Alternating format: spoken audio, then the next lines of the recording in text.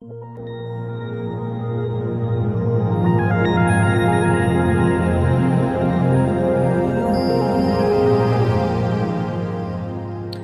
noite a todos. Nós estamos iniciando hoje o estudo do capítulo 18. Eu esqueci o nome, Cássia. Vamos lá. É o desprendimento difícil. Isso. De acessar aqui. Vamos começar o estudo do capítulo 18, desprendimento difícil, do livro Obreiros da Vida Eterna. Lembrando que este estudo visa a gente extrair lições, aprendizados, discussões a respeito da mediunidade, né? Isso quer dizer, para auxiliar nas câmaras, né, de auxílio espiritual da nossa casa espírita e das demais casas espíritas, né, das pessoas que frequentam este grupo de estudo, né, a qual elas participam, e para as pessoas que estão ouvindo esse nosso programa, essa nossa gravação, através do Spotify, através do YouTube. Nossa intenção aqui não é encerrar o assunto sobre essas discussões, simplesmente trazer à tona as nossas observações, os nossos comentários, né, lembrando que é indispensável a leitura de cada um dos capítulos do livro para realmente compreender todo o alcance que estes comentários possam ter. A Cássia, a palavra é sua. Obrigada, Ju. Boa noite, Camila. Bom, como o Ju já disse, né, hoje nós vamos falar sobre o capítulo 18. Estamos no capítulo 18, e o nome do capítulo é Desprendimento Difícil. Nós sabemos que André Luiz, com mais outros numa equipe, vieram à Crosta para auxiliar 5 casos de desencarnes, né?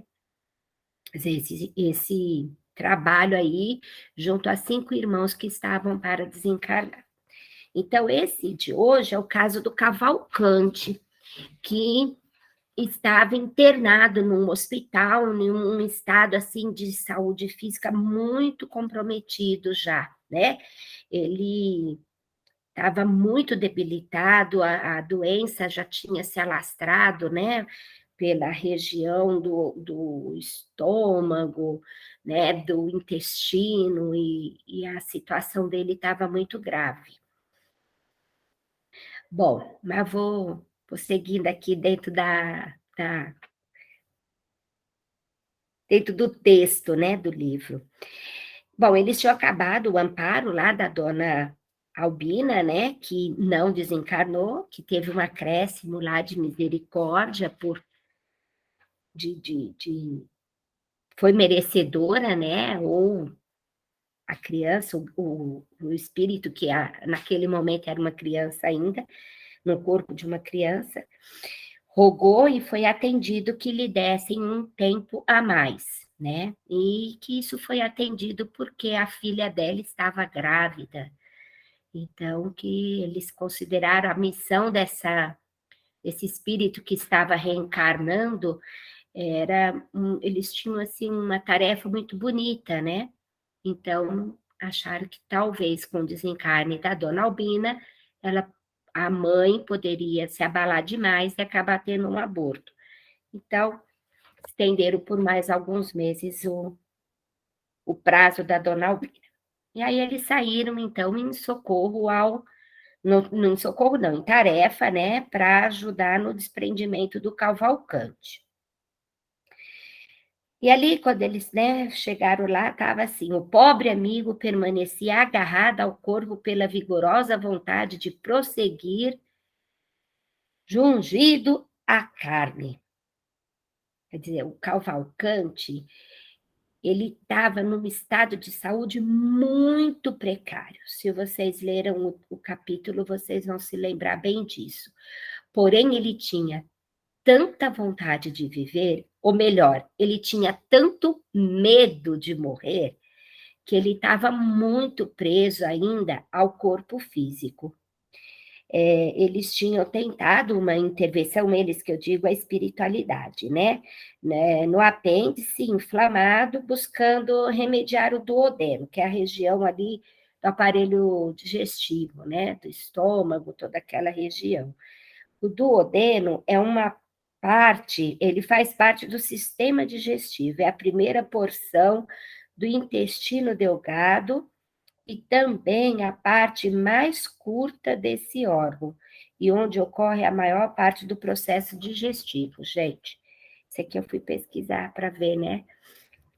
E achei essa informação sobre o duodeno. Hoje nós não temos nenhum dos nossos médicos aqui no grupo, né? Mas o que eu encontrei foi isso, é bem superficial mesmo. Então, o André narra que a supuração se estendera. Assim, o pus, né, a infecção, o pus tinha tomado conta de toda a região ali do aparelho, né, digestivo, digetório, né, ele até coloca como digetório. O enfermo muito grave e perdendo forças sem se alimentar. Ele não conseguia se alimentar. Até a água que ele bebia, ele vomitava, porque todo o aparelho dele digestivo estava comprometido seriamente. O intestino estava cheio de bactérias, né, de várias espécies de bactérias. Tudo contaminado, provocando hemorragia. Os pâncreas e o estômago em avançada incapacidade, fígado em processo destrutivo. A coisa estava para lá de feia. Porém, ele continuava firme ali em não querer desencarnar. Ele estava assim, olha, no texto diz bem assim: distúrbios destrutivos campeavam no fígado, onde animálculos vorazes se valiam da progressiva ausência de controle psíquico, manifestando-se ao léu como microscópios salteadores em sanha festiva. Gente, quando eu li essas coisas, eu fiquei assim, é igual a parte lá do Dimas, né? Quando o Dimas também desencarna, tá? Naquele processo que as bactérias também começaram, né, a se espalhar pelos órgãos do Dimas. E aqui no Cavalcante a mesma coisa. Eu começo assim, eu acho que todos nós, né? A gente vai lendo e vai passando um filme na nossa mente. Então, assim, eu comecei a imaginar essas bactérias, esses bacilos ali, né, de várias espécies e de muitos, muitos ali, atacando todos os órgãos. E André fala assim que é uma cena muito triste, né? Que é uma cena que repugna até. Pode falar, Ju. Eu também destaquei essa parte, eu achei interessante, porque quando o André Luiz fala, né, desses animáculos vorazes, é óbvio que ele está se referindo a esses bacilos, né, aos vírus e bactérias. Porém, uma coisa que chama atenção é que ele fala onde esses animáculos se valiam da progressiva ausência de controle psíquico. Então, o Cavalcante, em condições normais, mesmo não consciente, mas a psique dele, eu acho que de uma forma natural, né, isso é natural a todos os seres humanos encarnados, reorganiza o seu corpo no intuito de se defender. Então, assim, no caso dele, a psique já estava tão abalada que ele não conseguia, né, mesmo que, como eu comentei, né, mesmo que inconscientemente, ele não conseguia passar comandos para o seu sistema imunológico mesmo de se defender.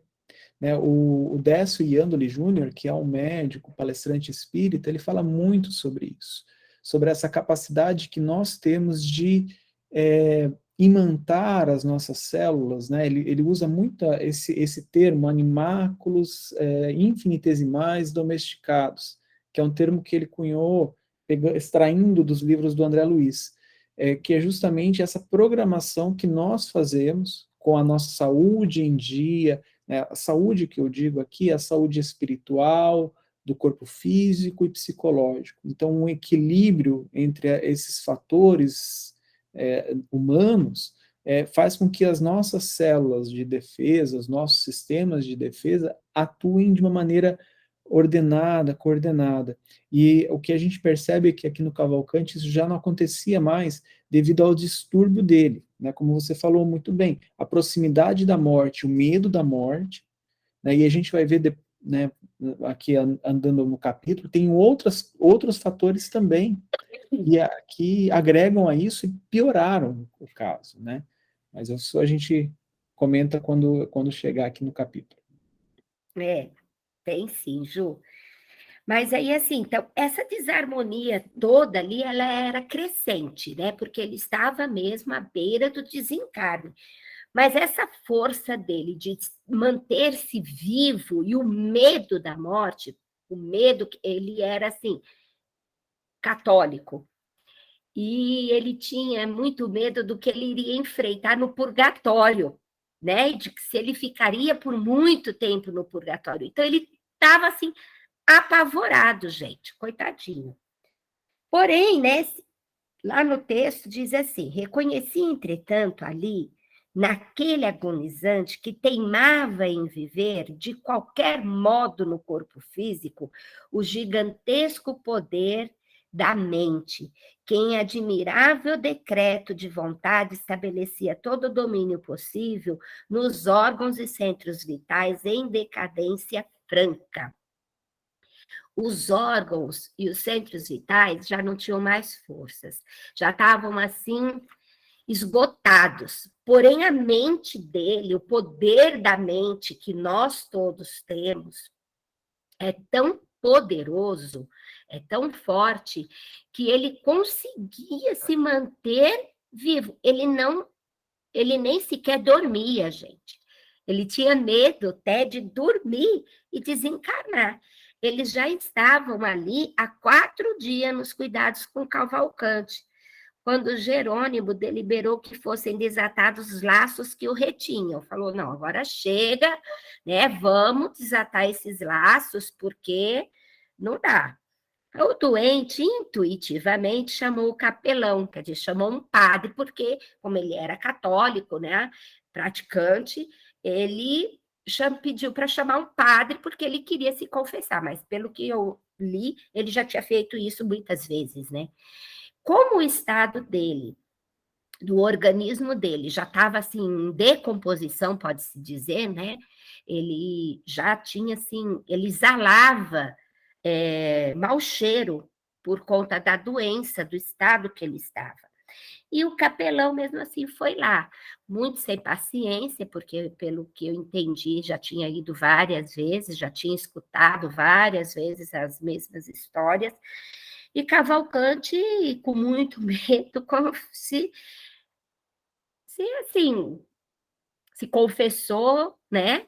Porque era o que ele acreditava,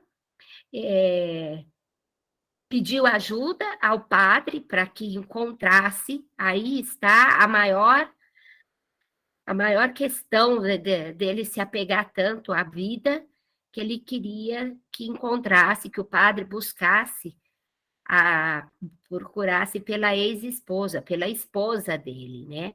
Ele tinha sido abandonado pela mulher, a mulher tinha ido embora com outro homem, e, e ele, percebendo que estava próximo de morrer, ele começou a sentir uma necessidade muito grande de vê-la, de pedir perdão a ela, por ele não ter sido compreensivo com as necessidades dela, né? E, e pediu para esse padre, né? E o padre, assim, muito impaciente, ouvia ele, tentava meio que tipo, não, mas quem sabe você ainda vai viver, né? Não, tá tudo bem, daqui a pouco você melhora aí, né, coitado. E saindo do quarto, o padre já ficou até impaciente com ele, quando ele perguntou, o senhor acha que eu vou ficar muito tempo, né, no purgatório? Aí o padre já perde a paciência com ele, diz aonde que estava a fé dele e tal. E ele fica muito triste, muito chateado, porque ele era uma pessoa do bem. André narra que ele era uma pessoa que vivia para o bem, que ele acreditava não em um Cristo preso dentro de templos de pedra, né? Mas sim de um Cristo que se preocupava com o próximo, que fazia pelo próximo. E ele se questionava muito, então, enquanto ele tinha vivido dessa forma, tinha escolhido viver dessa forma, e talvez tinha deixado faltar essa compreensão e essa caridade toda dentro do lar dele, de não ter compreendido as necessidades da esposa e ela ter saído de casa por conta de algum erro que ele tenha cometido, né? O padre, quando sai do quarto, conversa com o médico, e pergunta para o médico como que é, Cavalcante morre ou não morre? Estou cansado de vir aqui e escutar tantas histórias, né? E aí o médico diz que ele está até pensando em aliviar o sofrimento do Cavalcante. Aí o padre ainda responde que isso seria, assim, uma caridade, né? Se o médico fizer isso, que seria uma caridade com o Cavalcante. E o André fica chocado, né, com o que ele escuta dos dois, né, do médico e do padre, porque eles estavam vendo somente aquilo ali, né, não tinha nenhum um padre, um religioso da Igreja Católica que condena a eutanásia, né, porque a Igreja Católica condena a eutanásia, dizendo que seria uma caridade. O padre não estava preocupado com o espírito do Cavalcante, porque se tivesse realmente, e dentro dos dogmas da Igreja Católica, ele não teria concordado. Ele estava querendo era se livrar do incômodo de ter que ficar ouvindo sempre o Cavalcante, né? E aí ele diz aquilo. E o André fica assim, chocado, né, com esse comportamento do médico e do padre. E o Jerônimo e o Bonifácio cercavam o Cavalcante, né, de todos os cuidados, com muito carinho, tratavam ele assim como se ele fosse uma criança, porque ele tinha sido assim uma pessoa muito boa, né, como eu tinha dito antes. Então, ele tinha sido uma pessoa meio que ridicularizada pela família, até mesmo pela esposa, porque ele era muito bom. E às vezes as pessoas, quando são muito boas, elas são tratadas como bobas, como pessoas bobas, né? Tolas. E pelo que André conta aqui no Cavalcante, coitado, deve ter sido mais ou menos por aí.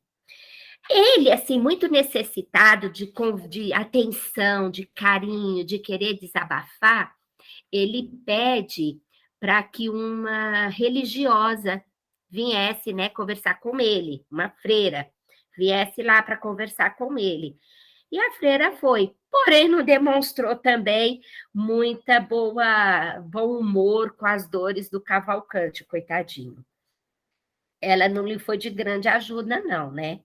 Ela acaba indo embora, tal, e ele fica lá com os pensamentos dele, relembrando a época que ele era mais jovem, a época que ele andava, né, procurando fazer o bem às pessoas, e, e de todo o bem que ele tinha, né, que ele desejava ainda fazer, que ele até disse para a freira, olha, procure mais meios, né, de me tratar, eu pago, eu, eu posso procurar parentes para pegar dinheiro, emprestar dinheiro para pagar o meu tratamento. Assim que eu tiver melhor, eu pago tudo.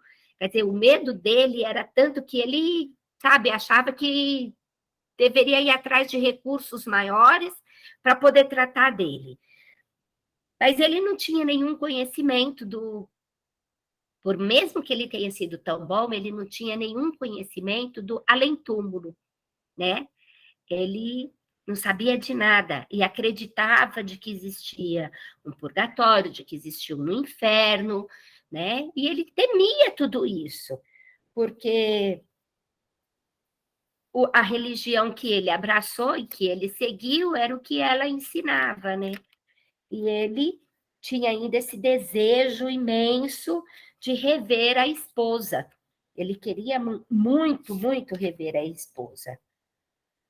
E nisso, com esse medo todo que ele tinha, ele repelia toda a ajuda que os amigos do bem ali presentes, tentando ajudar ele, toda a ajuda que eles tentavam dar a ele, ministrar passes reconfortantes, né? Não para melhorar a saúde dele, mas para acalmar ele. Ele repelia essa ajuda desses amigos. Pode falar, Ju. É interessante esse comentário do André, né, sobre esses motivos do Cavalcante. Nós já comentamos várias vezes aqui nos livros anteriores, eu acredito que, se eu não estou enganado, até mesmo nesse livro, mas uma coisa que é comum, né, as pessoas procurarem casas espíritas, principalmente para tratamento de saúde, ou quando batem vários médicos, nada resolve, né? Ah, então é uma coisa espiritual, chega na casa espírita.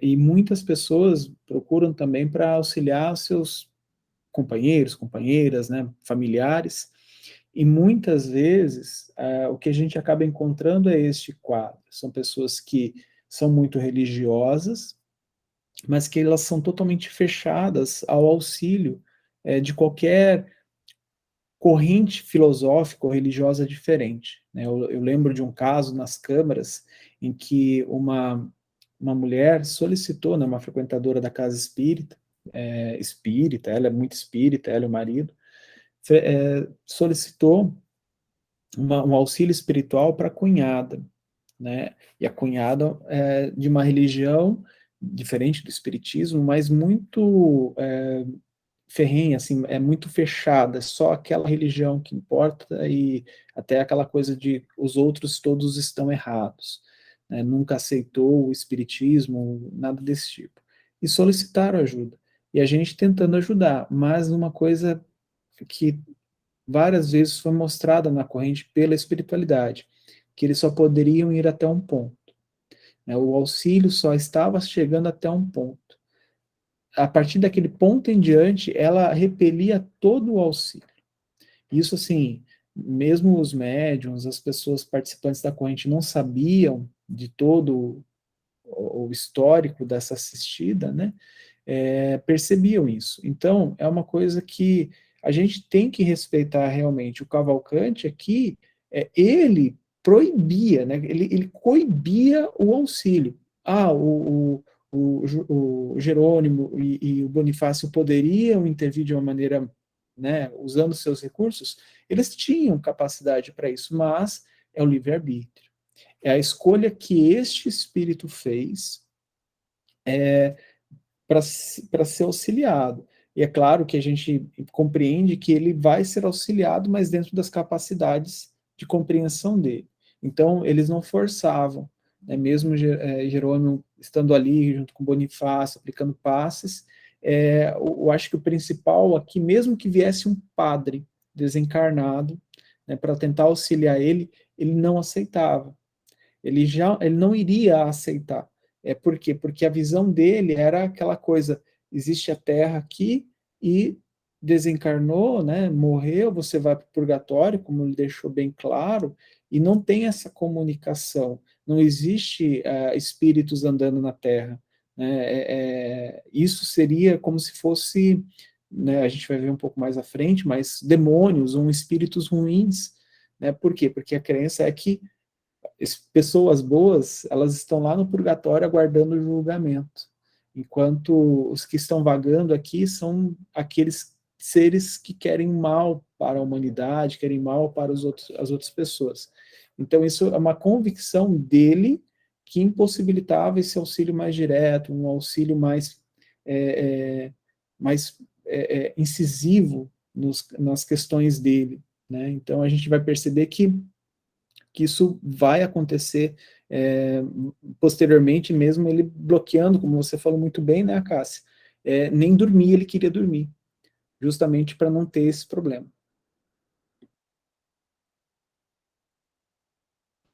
Ele não tinha nenhum conhecimento do que poderia acontecer, além daquilo que a religião dele ensinou a ele, né? E daí eu achei muito legal um trecho aqui que diz assim: a dor desenha a tela da lógica no fundo da consciência, com muito mais nitidez que os compêndios do mundo. A morte próxima enchia aquela alma formosa de sublimes reflexões. Quer dizer, quando ele começou a pensar, a irmã, a religiosa foi embora, e ele ficou relembrando toda a vida dele, tudo que ele tinha passado, a forma como ele tinha se casado. Ele era um religioso muito fervoroso, então ele queria se dedicar à religião dele, ele queria se dedicar à caridade, e ele começa a se questionar a respeito do casamento, né, das razões que levaram ele a se casar.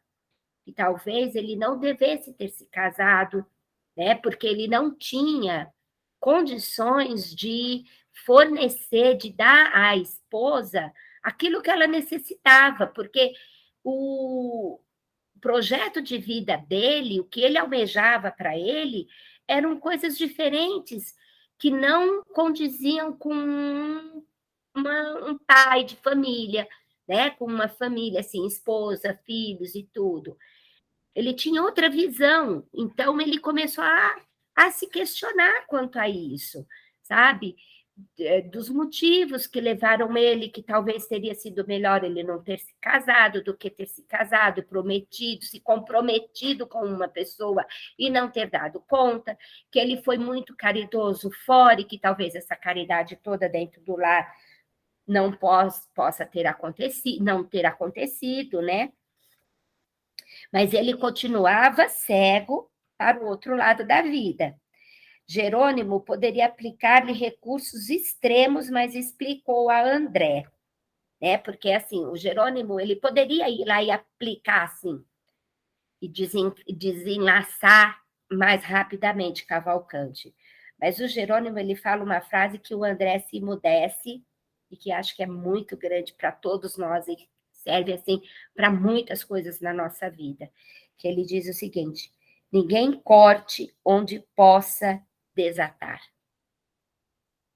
Quer dizer, você não pode cortar onde você pode desatar, porque o desatar não é o romper, é o desfazer, né? Então, assim, você cortar, você está rompendo alguma coisa abruptamente. E o desatar é ir resolvendo, ir desemaranhando e solucionando aquilo. Então, onde possa ser desatado, não se corta. Fala, Ju. E uma outra é, interpretação legal disso, né, que quando você corta, fragmentos de uma parte ficam na outra parte. Né? Aquela coisa que a gente fala, muitas vezes você acaba arrastando para você a dor do outro, os sentimentos do outro, a raiva do outro, né? Todas aquelas emoções, quando acontece esse corte abrupto. Aqui, quando esse ato de desatar, é como se você resolvesse as situações e cada parte saísse com o seu, né, com a sua, né, não deixando essas impressões ruins, né, no caso, nessa metáfora, na outra parte. É, é muito interessante, acho que serve para muitas coisas na nossa vida, sabe? Essa frase do Jerônimo. E o Cavalcante continuava lá, né? Preso às orações dele, preso ao corpo em estado de decomposição, vamos dizer assim.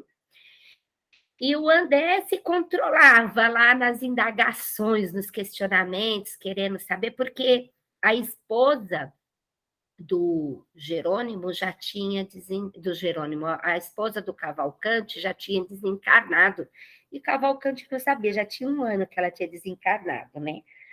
E aí o Jerônimo explica que a máquina carnal se rendeu e dentro de algumas horas ele se libertaria. Porém, ele se agarra à carne apodrecida, pedindo a presença da esposa.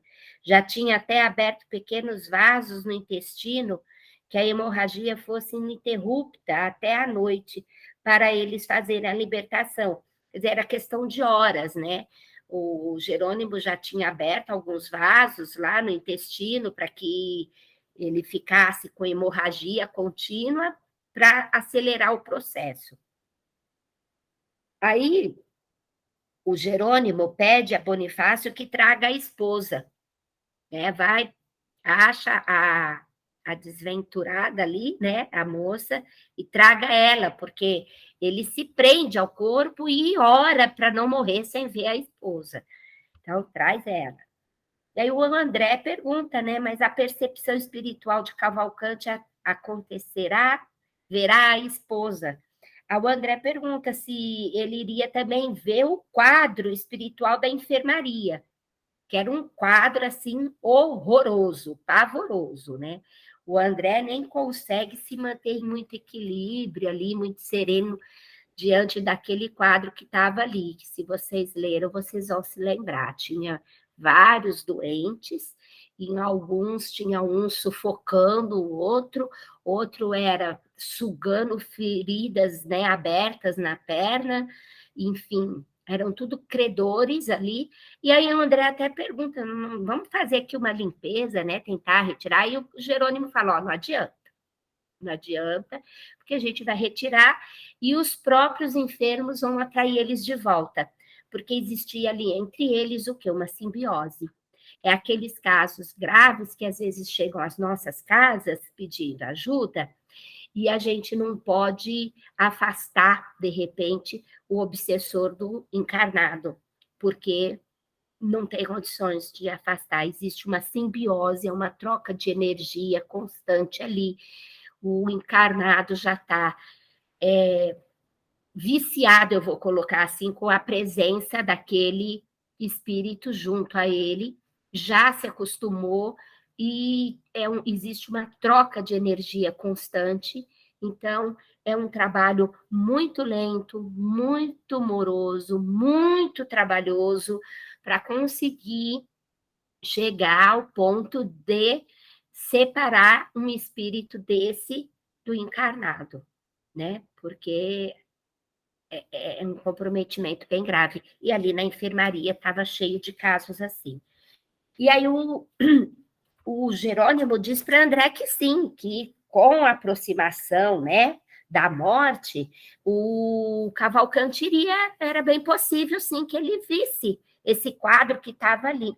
E ele ainda diz assim: naturalmente, qualquer espírito encarnado diante de um quadro desses poderia ser vítima da loucura e possivelmente atravessaria algumas poucas horas em franco desequilíbrio, dada a novidade do espetáculo. Quando a luz aparece em determinado plano, onde a criatura esteja apta para ver, tanto se enxerga o pântano como o céu. Questão de claridade e sintonia, simplesmente. Achei fantástico. Porque, assim, ele estava se aproximando da morte. Ele, por estar se aproximando da morte, a visão para o mundo espiritual dele iria se abrir. E ele estaria vendo os quadros que ele estava alimentando. Se ele estivesse orando, pedindo a Deus para dar a ele forças para aceitar a morte do corpo, talvez ele fosse ver os amigos espirituais que estavam ali e não os vampiros que estavam junto àqueles encarnados. Mas como o medo dele era tão grande, ele estava repelindo a companhia, a interferência benéfica desses amigos, ele não tinha como ver os amigos mesmo, por causa da sintonia que ele estava fazendo. O medo estava paralisando ele. Então, ele ia ver os quadros infelizes. E foi o que aconteceu, né? Ele começou a ver o que estava acontecendo. Pode falar, Ju. É uma coisa interessante, né, Cássia, assim, eu comparo muito com as nossas escolas mediúnicas, né? Tudo bem que aqui a gente está falando de um caso, um espírito encarnado que estava desencarnando, começam a liberar, né, a afrouxar os laços que o prendem e desenvolve essa mediunidade que ele não tinha, né? Isso ficou bem claro que ele não teve, durante a vida inteira dele, não teve essa questão de visão mediúnica, de receber alguma coisa mediunicamente, pelo menos não consciente e não relatado no livro. Mas eu comparo muito com as nossas escolas mediúnicas, né? Muitas pessoas procuram as casas espíritas, né, simples e unicamente por causa da mediunidade, né? Quando lá no atendimento fraterno os nossos atendentes falam, né, você precisa estudar na doutrina e tal. O curso que as pessoas querem fazer é o mediunidade. Ela não faz inscrição nos cursos básicos, aprender o que é o espiritismo, né, saber. Não, é o mediunidade, né? Só que elas não compreendem. Ainda bem que assim o kardecismo, né, principalmente as casas espíritas mais cuidadosas, elas têm noção disso. Então elas sempre direcionam. Olha, segue o caminho do estudo para você chegar lá na frente no educação mediúnica, fica mais fácil para você compreender alguns quadros, principalmente porque o educação mediúnica ele tende a proporcionar algumas visões, né? Começa a proporcionar essa interação junto com a espiritualidade. E em alguns casos, as pessoas não estão preparadas, né? Então, assim, e aí existem outras filosofias que é meio que permissivo. Você chegou, começou a frequentar, você tem mediunidade, entra aqui na roda, vamos trabalhar, né? E as pessoas não têm capacidade de compreender algumas coisas. Desequilibra, como o Jerônimo falou aqui, né? Atravessariam poucas horas, aqui no caso, o Cavalcante atravessaria poucas horas de loucura, né, de desequilíbrio, porque ele já estava desencarnando. E quando é uma pessoa que, seus 20 e poucos anos, começa a frequentar uma dessas casas que a mediunidade não é levada tão a sério, e esse desequilíbrio se estende, né, por algumas semanas, alguns meses, fica em desespero. Não, quando você começar a trabalhar, tudo isso vai passar. E muitas vezes não passa, justamente por falta de orientação, por falta desse preparo. Então, eu acho que eu estou batendo nessa tecla porque eu já comentei outras vezes, porque isso eu acho uma coisa muito importante, que a gente, como voluntário de casa espírita, tem que ter ciência e tem que conversar com as pessoas por isso. Quando eu falo que eu sou espírita ou algo desse tipo para alguma pessoa, algumas pessoas já chegam e falam assim: eu vejo espírito desde criança. Que legal, que bacana, né? E aí tenta descobrir, mas a pessoa é aquela coisa fantasiosa sobre o que é o espiritismo, sobre o que é ver o espírito. Às vezes a pessoa vê espíritos em condições boas, é um vulto passando. E quando você entra na casa de um assistido, né, em desdobramento, mediunicamente, e o quadro apresentado não é um quadro agradável, como o Jerônimo coloca aqui, um pântano, na verdade. Então é complicado, por isso a gente tem que tomar muito cuidado com esses nossos frequentadores e propensos alunos do grupo mediúnico, né? Mas é assim mesmo, o pessoal já quer chegar e trabalhar nas correntes. É bem assim. Então, o caminho mais rápido é fazer no mediúnico, daí já querem logo mediúnico. Mas é. Bom, André, ele narra que ele tinha, assim, né, uma certa dificuldade de manter-se, assim, em equilíbrio ali nos deveres que ele tinha que fazer, porque do lado tinha esse quadro pavoroso. Jerônimo não, Jerônimo estava lá sereno, firme, compenetrado no trabalho dele. E aí, como o Cavalcante estava próximo ao coma, seu estado piorara muito e ele passou a enxergar os desencarnados que ali estavam. Os outros enfermos olhavam para ele com medo. E porque eles falavam assim, tá delirando, né? Os enfermos que estavam lá falavam, tá delirando, porque ele começou a gritar, olha os demônios, né? Olha, tem um em cima do outro, tem o outro ali, né? Sugando a ferida do outro, tal. Ai, mas ele tá dizendo que não é demônio, não, que o fulano aí tá devendo para ele, que por isso que ele tá ali para se vingar. Então, ele causou um pavoroso na enfermaria. Eu comecei a imaginar assim a cena, sabe? Aí as enfermeiras ficando com medo também do que ele falava, do que ele gritava ali, os outros enfermos lá, né? Tudo com medo também do Cavalcante, todo mundo já querendo que tirasse ele dali, e aí ao mesmo tempo as enfermeiras pensavam, não, mas ele está morrendo, então isso logo passa, né? Porque daqui a pouco ele morre e acaba esse estardalhaço. Aí o Jerônimo faz o quê? O Jerônimo vai lá muito sabiamente e ministra alguns recursos reconfortantes e ele se aquieta um pouco, né? Assim, não, vamos tentar dar uma calmadinha aí no Cavalcante para ele aguentar. E nisso, logo o Bonifácio chega, né? Trazendo a esposa do Cavalcante, que ele narra, assim, André, fala que um verdadeiro fantasma, um estado, assim, lastimável. Tanto que ela nem percebia a presença do Bonifácio. Ela não percebeu a interferência do Bonifácio para levar ela até lá.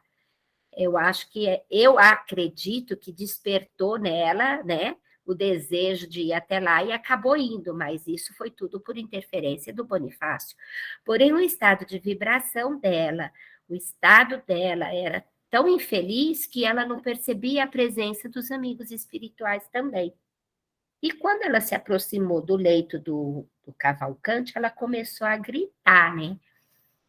Porque ela acho que foi assim, bem por indução mesmo, né, do Bonifácio, e chegou lá, quando ela se deparou com ele, ela começou a gritar, e nisso ele também eu acho que ele não estava dormindo, mas estava mais calmo, aí ele de repente viu ela e também foi um alvoroço, né?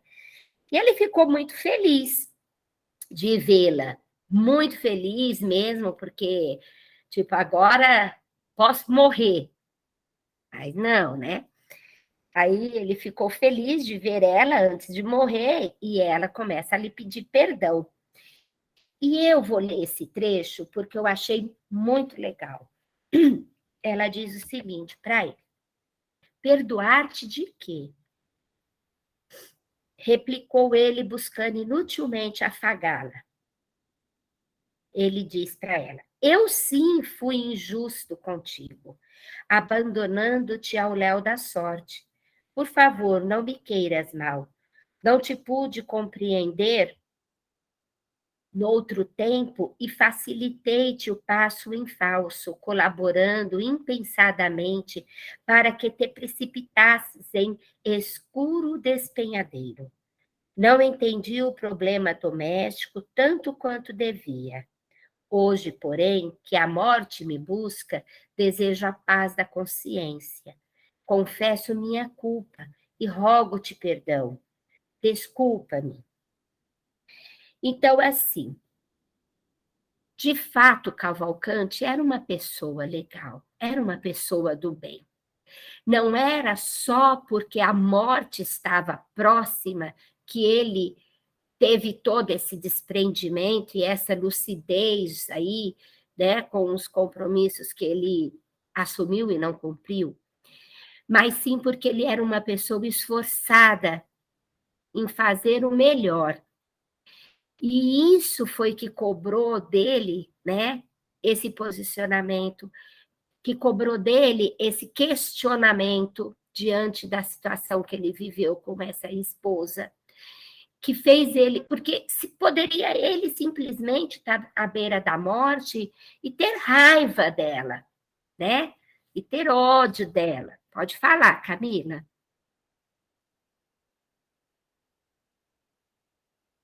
Desculpa, gente, meu celular tá ruim, ele tá fazendo as funções aqui sozinho. Desculpa. Não, tudo bem. Eu acredito que o que levou ele a essa reflexão de conduta foi por ele mesmo ter sido uma pessoa do bem, ter buscado fazer as coisas certas na vida e ter tido a maturidade aí de analisar a situação vivida com a esposa e entender que ele também errou, né? Que ele se comprometeu e não cumpriu com o que se comprometeu. E isso daí são poucos que conseguem, né? Ele foi traído e entendeu que ele errou também. São poucos que conseguem isso. E aquele entendimento lhe fazia imenso bem. A mente dele se apaziguava. Ele pede perdão e diz que nada tinha contra. Ela pede perdão e diz que nada tinha contra ele, que o tempo lhe ensinou a verdade, né? Ela morreu com sífilis, né? Deve ter, assim, sofrido horrores, né? Com o resultado da ação dela ali, né? Com o Cavalcante. Enfim, não se sabe bem certo o que aconteceu com ela, porém, o estado dela já denuncia que boa coisa não deve ter encontrado pelo caminho. E aí o Cavalcante, o médico se aproxima e o Cavalcante pede ao médico que ajudasse a mulher dele, porque ela estava doente também. Ele fala, olha o estado dela, ela precisa de ajuda. E aí ele pega e pergunta também por que tantos loucos tinham sido internados ali, né? E o médico achou que fosse delírio do Cavalcante. E que achou assim, tá delirando porque tá próximo de morrer, né? E aí o Jerônimo pede que Bonifácio leve a moça embora, leve a esposa do Cavalcante embora. E ela não quer ir, ela se recusa a ir. E o Bonifácio tem que usar de mais magnetismo ali, né? Uma força magnética para poder tirá-la dali. Ela sai, mas ela sai aos gritos, e isso desequilibra Cavalcante de novo, que começa a gritar pedindo para que ela não fosse, para que ela ficasse e tal. O médico, vendo tudo aquilo, o que o médico deduz? Pirou de vez, né? Tá delirando, vamos aliviar isso daí, vamos aliviar todo esse sofrimento dele, porque ele tá no sofrimento dos últimos momentos, então, para que tanto sofrimento? Porque ele já estava com hemorragia constante. André narra até que estavam sendo trocados lençóis da cama. Ele começa a delirar, falar de demônios, falar de um monte de gente ali na enfermaria, falar que está vendo a esposa. O médico fala, não, vamos aliviar isso daí que não tem nem cabimento. Pode falar, Rose. Não, toda, né, aí a desencarnação do Cavalcante me remeteu àquela passagem, né, que reconcilia-te, né, com o Senhor enquanto estiver, né, em vida, né? Quanta culpa ele carregou, ela também, até encontrar em situações tão, né, degradantes da vida, né? Então vamos trabalhar enquanto a gente está por aqui. Exatamente, Rose. Exatamente isso. Quanta culpa, quanto sentimento destrutivo eles devem ter carregado na alma, né? Para nesses últimos instantes aí passar por tudo isso e ainda ser com tanto sofrimento para ambos, né? Bom, aí o que o Jerônimo, com muita preocupação, diz para que eles beneficiarem o moribundo com medidas drásticas. Porém, Cavalcante rejeitava a ajuda por medo de morrer.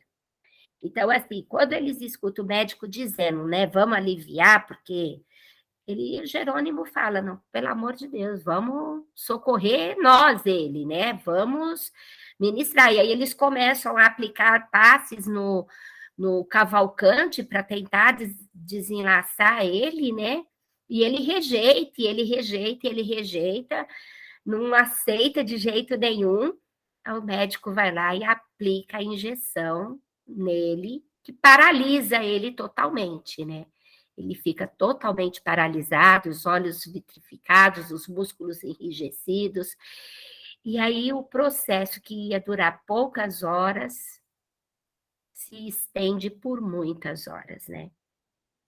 Tem um trecho aqui que eu quero ler para vocês.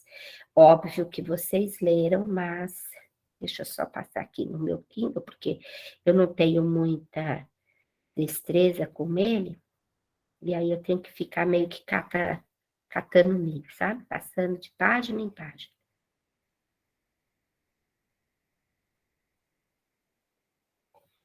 E o medo paralisava, coitadinho.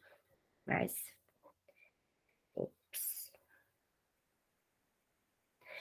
A carga fulminante da medicação de descanso, por atuar diretamente em todo o sistema nervoso, interessa os centros do organismo perispiritual. Cavalcante permanece agora colada a trilhões de células neutralizadas, dormentes, invadido ele mesmo de estranho torpor que o impossibilita de dar qualquer resposta ao nosso esforço. Provavelmente só poderemos libertá-lo depois de decorrida mais de 12 horas.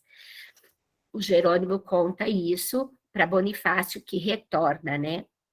Então, ele explica para Bonifácio o que tinha acontecido e pede a Bonifácio que fique ali cuidando de Jerônimo, que eles então voltariam depois desse tempo decorrido aí, de passar o efeito da droga no corpo físico para eles poderem conseguir então libertar o Cavalcante. Vejam só vocês, para o mundo, para os encarnados que ali estavam, Cavalcante estava morto. Porém, ele não estava. O corpo dele tinha paralisado todo, mas ele estava ainda preso àquele corpo. Era impossível de se desligar ele daquele corpo, mesmo o corpo naquele estado. Se eles tivessem deixado seguir o curso, em poucos momentos ele estaria liberto. Mas o médico, na sua infantilidade espiritual, vamos dizer assim, né, que não na mente dele, na compreensão dele, ele estava fazendo um bem, né? Ele resolveu adiantar o processo. Então eu fiquei pensando, gente, eu quero ver se a gente finaliza, porque falta muito pouco para finalizar. Mas eu fiquei pensando a respeito de tantas pessoas que são a favor da eutanásia, que inclusive fazem documentos para que seja feita a eutanásia, de muitas pessoas que vão para países porque tem uma doença que não tem cura ou porque está vivendo no estado vegetativo, e aí vão para outros países onde existe a eutanásia e paga pela eutanásia, né? Eu fiquei pensando nessas pessoas, sabe? E dentro de tudo que eu já li, e não li muito a respeito disso, mas do pouco que eu li, esses espíritos ficam presos a esses corpos, eles não se libertam, quer dizer, o sofrimento deles se torna muito maior. É como um suicídio, onde a pessoa, né, fica revivendo o momento da morte por muito tempo. É óbvio que cada caso é um caso. E aqui eu estou generalizando, tá? É óbvio que o Cavalcante era tão ignorante para o mundo pós-morte, porém ele teve uma conduta de vida tão exemplar que ele estava tendo todo esse amparo da espiritualidade. Né? Se ele não tivesse tido toda essa conduta, ele ia ficar preso a esse corpo por quanto tempo? Ele ia ficar vivendo no purgatório por quanto tempo? O purgatório dele por quanto tempo? Né? O inferno dele por quanto tempo? Então, assim, é muito das nossas verdades. A verdade que a gente abraça para a nossa vida. E o fato da gente se tornar uma pessoa mais flexível com tudo nessa vida nos ajuda demais. Nós precisamos ser flexíveis a tudo e estarmos abertos a novas compreensões do mundo, sabe? Não do mundo só material, mas do mundo de uma forma geral. Nós precisamos nos abrir a novos conhecimentos, a novas posturas, a compreender, né? A gente precisa disso. Nós não podemos passar pela nossa encarnação com os mesmos conceitos que a gente tinha de 10, 20 anos atrás, ou que seja de um mês, um ano atrás. Nós precisamos estar em constante reformulação dos nossos conceitos, dos nossos conhecimentos, buscando conhecer mais. Nós sabemos que somos um espírito eterno. E como espírito eterno, como que a gente está vivendo? Como que a gente está se posicionando diante da vida, diante das situações, né? Então, isso é muito importante. Esse desencarne, esse desenlace aí, desprendimento difícil, como é o nome do capítulo, traz para nós muita reflexão a respeito das nossas crenças, daquilo que a gente está alimentando na alma, né? Porque às vezes a gente diz assim, não, eu acredito na vida após a morte. Ah, mas Deus me livre de morrer, né? Então, assim, o que a gente está alimentando? Quais são as nossas verdadeiras crenças? Isso é uma questão que a gente deve pensar bastante. Então, é isso. Jerônimo deixa Cavalcante aos cuidados de Bonifácio. Passado 20 horas, eles retornam lá, porque só após 20 horas eles conseguiram desenlaçar Cavalcante daquele corpo que estava apodrecendo em vida e levá-lo para o asilo de Fabiano, mas ele vai ainda sonolento,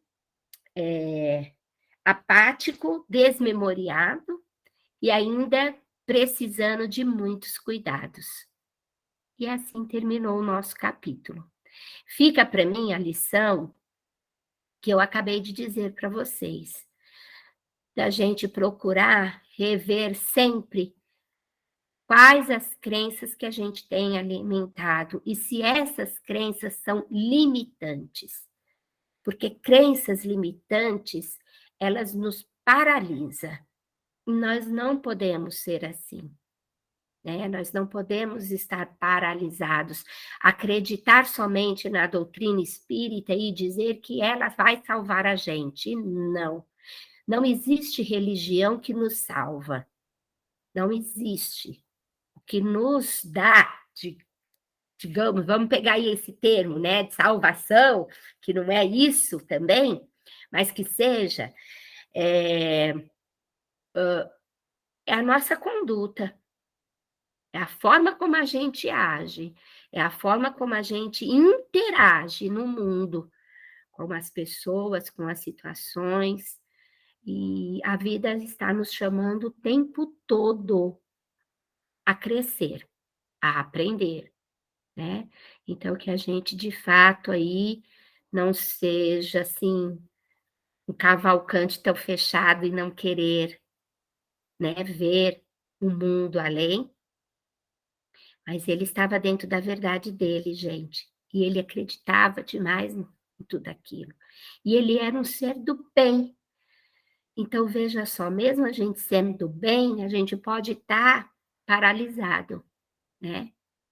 Então, como diz a música lá do Chico César, né? Deus me proteja de mim e da maldade de gente boa, da bondade da pessoa ruim. Então é isso, que a gente consiga se proteger da gente mesmo e crescer sempre. Obrigada, viu, por emprestarem os seus ouvidos e o tempo.